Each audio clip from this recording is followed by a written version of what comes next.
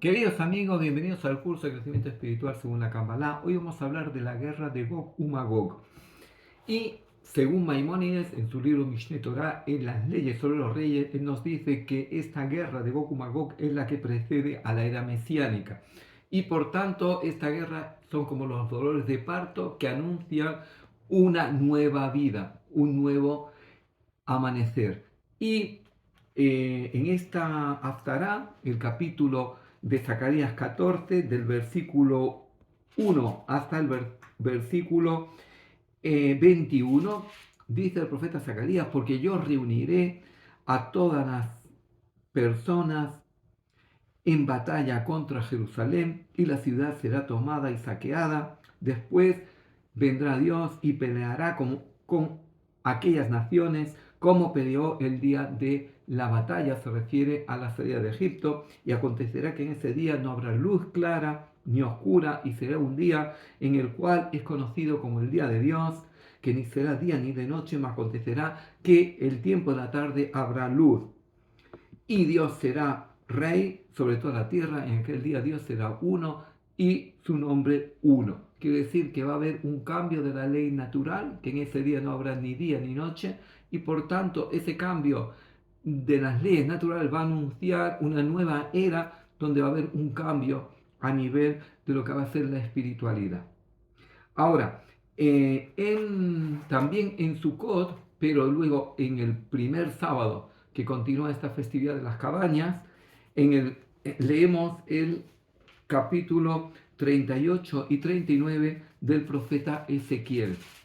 Y comienza la lectura con el capítulo 38 del versículo 18 al 23 y luego el capítulo 39.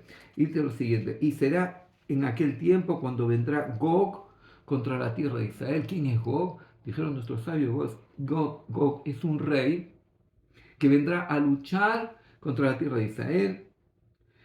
Y en aquel tiempo habrá gran temblor sobre la tierra de Israel, y todos los hombres que están sobre la haz de la tierra temblarán ante mi presencia, y todos mis montes llamaré contra él la espada, dijo Dios. La espada de cual será un hombre contra su hermano, quiere decir que habrá una guerra muy profunda, y yo intervendré en esa guerra y haré llover sobre Gog y los que le apoyen, y sobre los muchos pueblos que están con él, impetuosa lluvia y piedras de granizo, fuego y azufre, y será engrandecido y santificado y será conocido en ojos de mucha gente que yo soy Dios. Tú pues, hijo del hombre, le dice Dios a Ezequiel, profetiza contra Gog, así ha dicho Dios: he aquí yo voy contra ti y te quebrantaré y te haré subir de las partes del norte y te traeré sobre los montes de Israel. Sobre los montes de Israel caerás tú y todos los que te acompañan y los pueblos que fueron contigo. Y yo enviaré fuego sobre Magog, es decir, Magog son las naciones que van a apoyar a este rey, y sobre los que moran seguramente en las islas, y sabrán que yo soy Dios, y sabrán la gente que yo soy Dios. Y será en aquel tiempo que yo daré a Gog para que sea vencido, os lo entregaré, y allí caerá Gog y toda su multitud, y la casa de Israel tendrá que esperar 7 meses para poder, digamos, restablecerse de toda esta guerra, de toda esta lucha contra Gog. Ahora, el Rab Ay Gaon, que es el Rab Hai Ben Sherira, que nació en 939 en Babilonia y murió en 1038 en Pumbedita, en Irak, él escribe, dice: ¿por qué se lee justamente estos versículos del libro de Zacarías en en la festividad de Sukkot, y luego los versículos del capítulo 38 y 39 de Ezequiel en el sábado de la misma festividad de Sukkot? Dice, porque tenemos una tradición que la guerra de Gog y Magog va a comenzar en la festividad de Sukkot.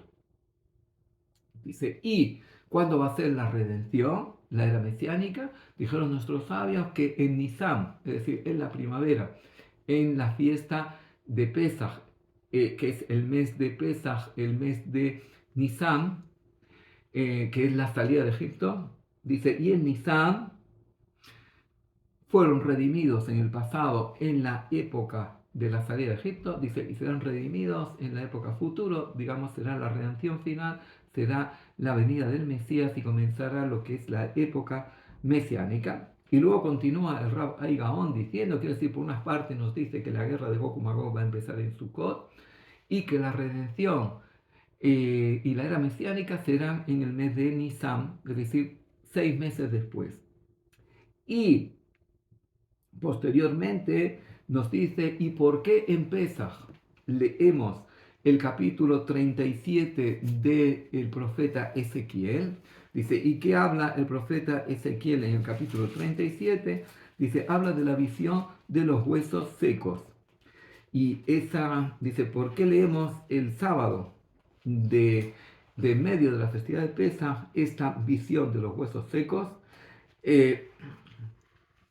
Y así dice el profeta Ezequiel en el capítulo 37, versículo 1, dice, y la mano de Dios fue sobre mí y púseme en medio de un campo que estaba lleno de huesos y me hizo pasar cerca alrededor de ellos y aquí que eran muchos huesos los que estaban sobre el haz del campo, secos en gran manera. Y me dijo, hijo del hombre, le dijo Dios a Ezequiel, hijo del hombre, ¿vivirán estos huesos? Y dije, tú lo sabes.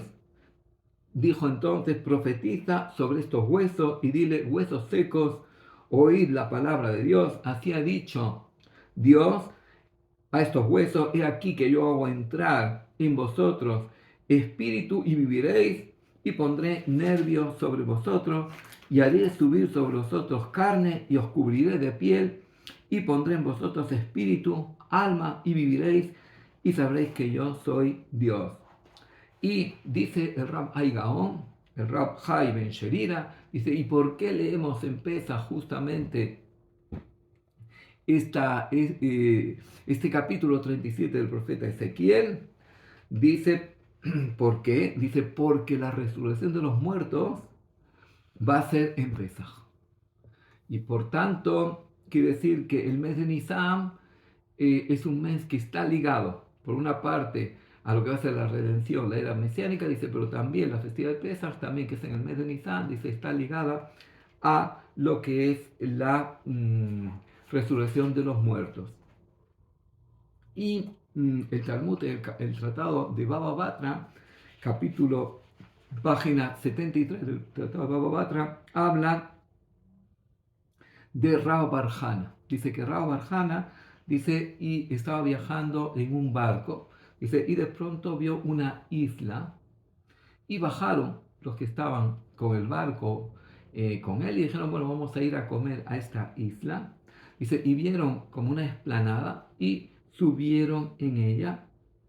Dice, y de pronto resultó que era una ballena, y la ballena se dio vuelta, dice, y cayeron, dice, y si no hubiera sido porque el barco estaba al lado de ellos y se fueron nadando hacia el barco, dice, se hubieran hundido y hubieran muerto. El Malvim, uno de los intérpretes del Talmud, Rabbi Meir Lebush Ben Yehiel, que nació en Ucrania en 1809 y murió en Kiev en 1879, él escribe que, dice, al final de nuestro exilio, dice, cuando el pueblo de Israel esté en su tierra con otra nación, dice, se van a sentir seguros y van a pensar que el pueblo domina sobre esa nación.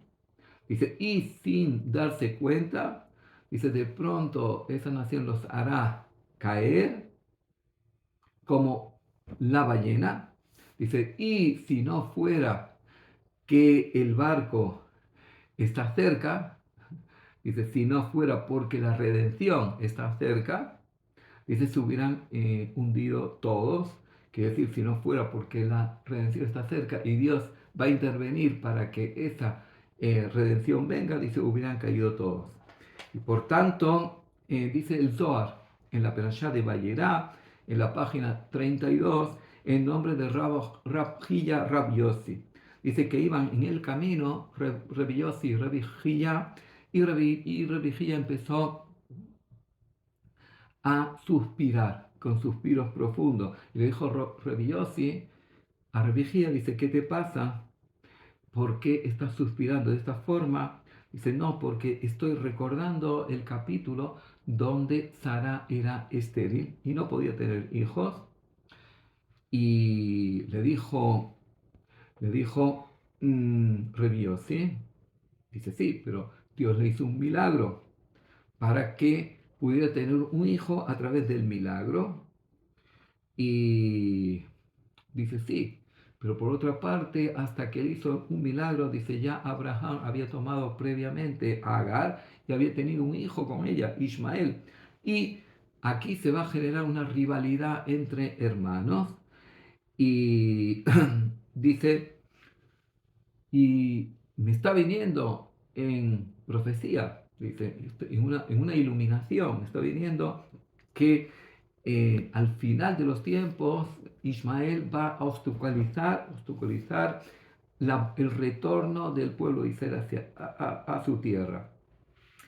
Y vemos por otra parte que el Talmud, en el Tratado de Sotá, página 49, y también en el Tratado de Sanedrín, página 97, habla de Igbeta de Meshiach, habla de las señales previas a la venida del Meshiach. Y en las señales previas a la venida del Meshiach nos dice que que dice, la insolencia va a prosperar, los hijos no van a escuchar a los padres, el gobierno se va a convertir en gobierno agnóstico y la generación va a ser como generación del perro. Dice, ¿qué quiere decir la generación del perro? Dice, cuando un perro recibe una piedra, dice, el perro muerde la piedra porque piensa que la piedra es la que lo dañó y no es capaz de ver cuál es el origen. Quiere decir que no nos paramos a ver las consecuencias de nuestras acciones. Y dijo el Rav Meir Abulafia, comentando este fragmento del Talmud hace 800 años, que vivió en Tiberia, dice, según lo que estamos viviendo en nuestra época, hace 800 años, dice, el Mesías tenía que haber venido ya, porque ya estábamos en generación. Entonces, si en esa época el Rebbe Meir Abulafia lo vivió de esa forma, cuanto más que vemos que estas señales hoy en día se están dando con mucha más intensidad. Y nosotros decimos en el Zohar, en Bereshit, en Bereshit número 36, dice que a raíz de la destrucción del templo se generó una ocultación del rostro de Dios. Dice, y el Cohen, cuando bendice al pueblo de Israel, dice, el segundo versículo, Yael Hashem panav elecha v'chuneka, que Dios ilumine su rostro a ti y te dé gracia. Dice, ¿qué quiere decir que ilumine su rostro? Que volvamos a tener esa clarividencia, que volvamos a tener esa visión de Dios, de no sentir esa lejanía de Dios. Y por eso el rey David dice, Alta Esther paneja mimeni, no ocultes mi rostro de mí. Y dice, y por tanto, dice el Tratado de Sanedrín, en capítulo 98, y con esto terminamos, dijo Rav Ula, dice, yo no quiero estar en la época que venga el Mesías, porque van a haber muchas angustias. Dijo Rabbi Yosef, dice, yo sí quiero estar, porque yo quiero tener el placer de vivir esa época posterior, de esa luz de espiritualidad. Y el Zohar en el tratado en la Perashá de Shemot dice que lloró Rabbi Shimon Bar Yochai y dijo, pobre del que esté en esa época previa a la venida del Mesías, porque va a ser una época dura de muchas angustias, de muchas tragedias, de mucho dolor, pero van a ser como los dolores de parto que anuncian, digamos, la época mesiánica, y eso va a ser la guerra de Gog y Magog. Muchas gracias por estar un día más con nosotros. Si les gustó, hagan like. Si todavía no se han suscrito a nuestra página, le invitamos a suscribirse. Y si quieren participar en nuestros talleres y cursos gratuitos, les invitamos a copiar este número de WhatsApp que va a aparecer a continuación. Muchas gracias.